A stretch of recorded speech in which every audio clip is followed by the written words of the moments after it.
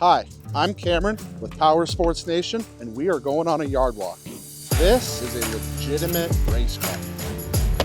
It's like the rainbow out here. Might work if you're like 12.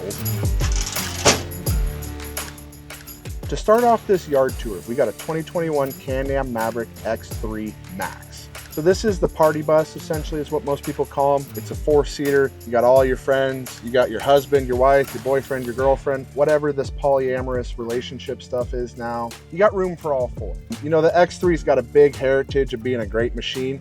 This machine is really nice. I think it's got about 2,000 miles, no damage whatsoever, except on the doors. Looks like someone may have laid it over a little bit, but everything is in really nice shape. We got a front windshield, we got speakers, we got side mirrors, rear view mirror. We just got all sorts of nice stuff on this machine. It's got a set of beadlock rims with tires, but the tires are kind of shot, so we'll probably dismount those. But overall, this machine's just really nice and clean. I'm gonna get a ton of good parts off of it.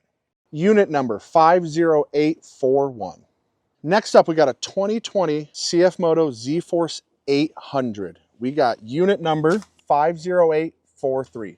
So this sucker's really clean. And it's actually a really sad story about this machine. So a guy bought this off of Facebook Marketplace. He literally drove it for 3 miles and then the motor locked up. Kind of a sad deal. He lost a whole bunch of money, but we were able to purchase it. We're gonna be parting it out. We don't see a ton of these ZForce 800s, but I know that they're starting to pick up in popularity because they're such a value price machine for what you get. And so we're really seeing a bunch more of these in the market and a high demand for these parts.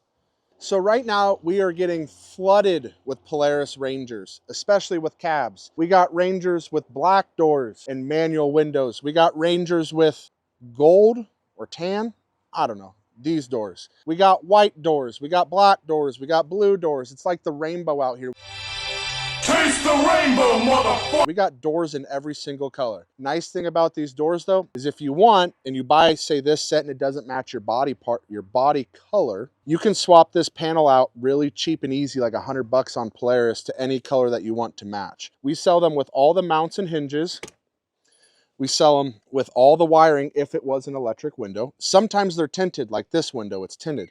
But yeah, we're just having a ton of doors coming through right now, flooding our website with them. Next up, we got a Bobcat 3400 XL, unit number 50879, and it's got a good windshield. Oh well, it was already broken. So, weird things about the Bobcat. When you see this, you're like, oh my gosh, I didn't know Bobcat made a side-by-side. Well, they didn't. Polaris did. So if you follow me back here, it does have orange wheels, which are not very cool. I disagree. The rear suspension geometry is a little different. It's not your standard A-arm. It's kind of a trailing arm floating system. I think it's just what Bobcat wanted. But this uses a Polaris Ranger 570 engine and transmission, front differential, and A-arm suspension setup. But it kind of shares the same body as a Ranger 900 because these doors will interchange with a Ranger 900. There are specific key components that are Bobcat specific, but I would say at least 90% of this machine interchanges with a Polaris Ranger 570. But just overall, it's a Bobcat, but it's a Polaris, if that makes sense.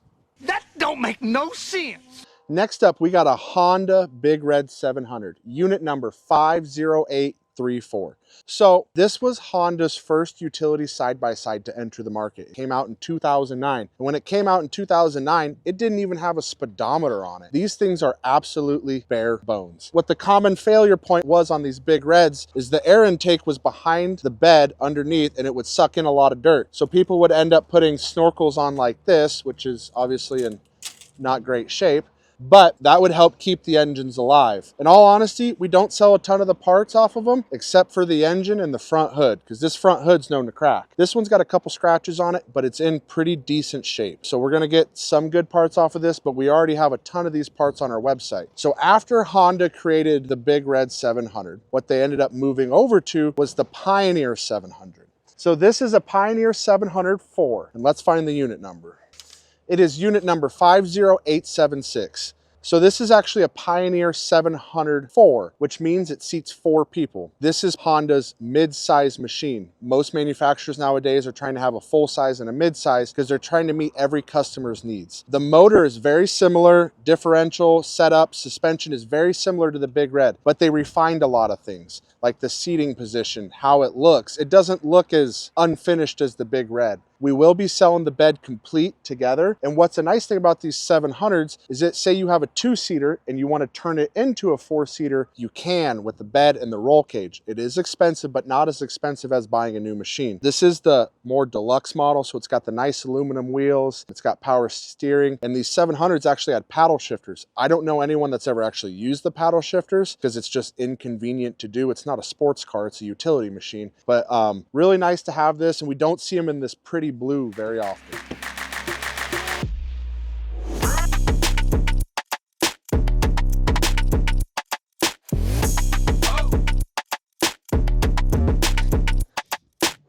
Next up, we got a 2021 Maverick X3 72-inch, unit number 50305. So this is a legitimate race car. I'm a race car. Oh. If you race short course, a lot of these parts are going to be very familiar to you. So we're going to kind of start at the front and work our way back. So this is actually an S3 Powersports chassis. It is damaged. It was hit right here and crushed the frame, which is what took it out of racing. But I think we're gonna be able to cut the cage off, and we'll cut it right here. So if somebody wanted to re-weld this to their car, or we might just leave it on the frame and you can do the cutting yourself. But we will be selling this cage setup because to buy one of these setups would be at least $5,000. So we'll be able to offer this at a high discount to somebody looking to build a short course car. So starting up front here, we obviously got a bumper. This bumper is tied into the frame. We got a set of Double E Racing 72-inch short course shocks. So these are valved and sprung just for short course. So we'll be selling these all 4 complete. We got a set of S3 upper and lower A-arms with a set of tie rods. These do have the Hess knuckles, which are billet,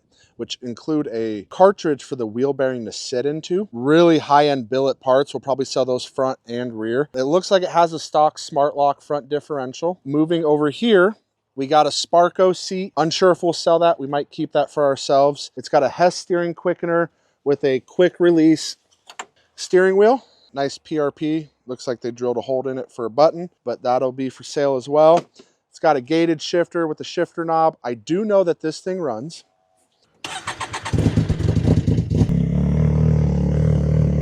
It's been sitting for a little bit.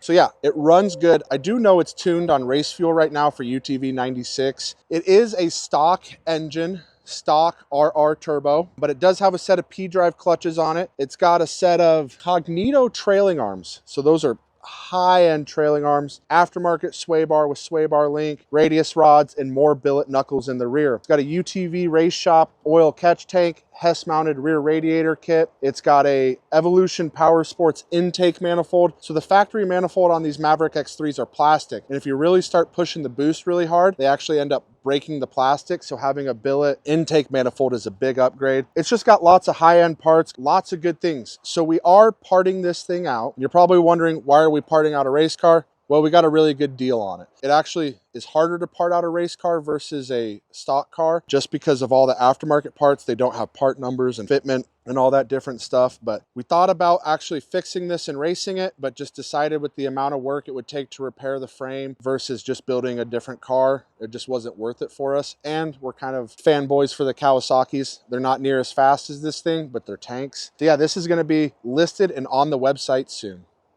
Next up, we got an Articat Altera 500. The Altera came from when Articat got bought out by Textron and blah, blah, blah, blah, blah. They just kind of rebranded the old 500 Articat. It's got some new body styling features, but underneath it's the same old Articat. Still kind of a turd. Let's see if it runs.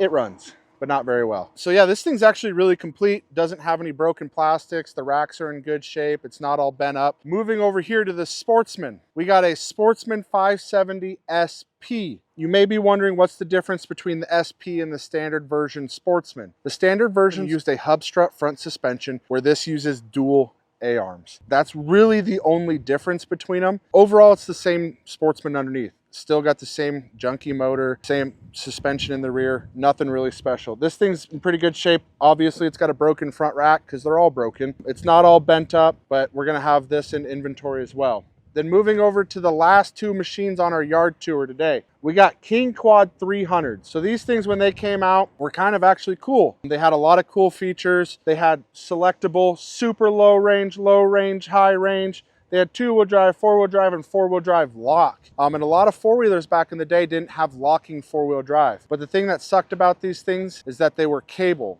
And so cables get water in them. They rust up. They have lots of issues. They also had this little grab handle right here. If you were really off-roading, you could really get in here and, you know, swing your machine around if you needed to. The engines are set back in them quite a bit. And as I said in the previous video, they share a lot of similarities with the Arctic Cat because essentially the rear section's the same as an Arctic Cat because Arctic Cat bought it from Suzuki. We don't see a ton of these machines anymore.